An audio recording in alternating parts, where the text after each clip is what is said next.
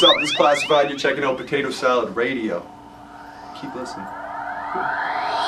When did you when do you remember your first sort of time being like, yeah, I'm seeing this scene with my eyes. I'm here. I never saw a scene per se. What happened is like my crew, like it was mad craze.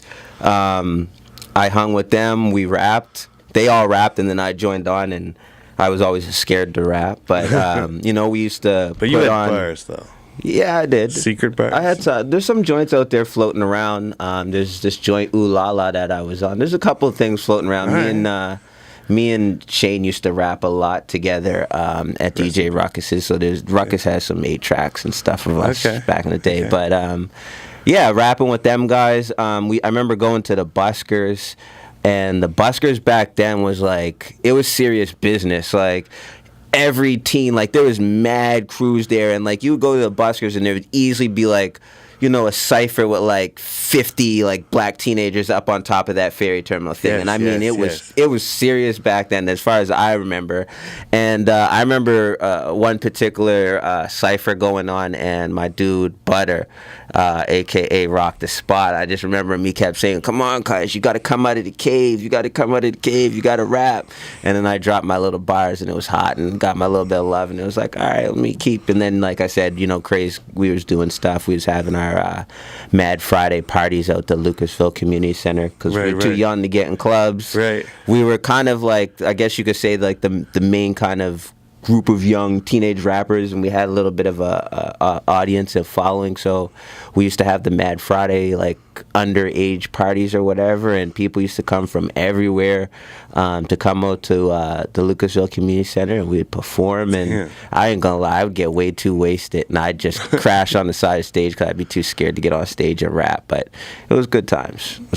Damn. Yeah, what's the biggest difference that you see between then, and now, in like what constitutes sort of this scene, whether you see it or not, what hip hop is in the Halifax or greater region, Well, I mean, back then, I think for teenagers coming up that were trying to make music, there was just more activity for us. There was more things going on, like for you to be involved in different creative things if you wanted to. Like there was like all these different cultural awareness youth groups and that sort of thing if you wanted to get into it. So that's kind of the avenue I went into.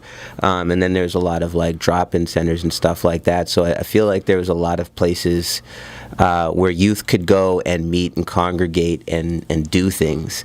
Now, whether you got into hip hop and that's what it developed into, that was one thing or another. Right. But there was at least dances where were happening for underage kids, so there, if you rapped, you could get on a stage.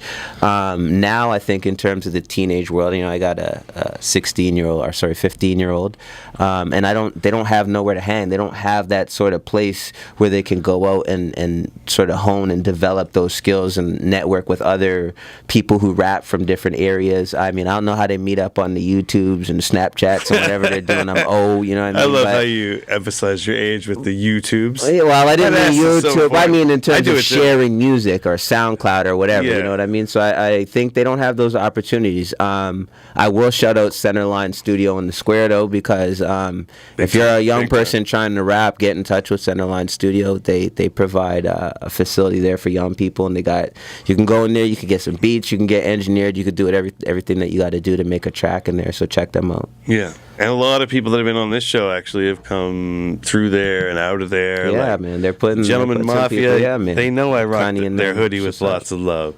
I love those guys.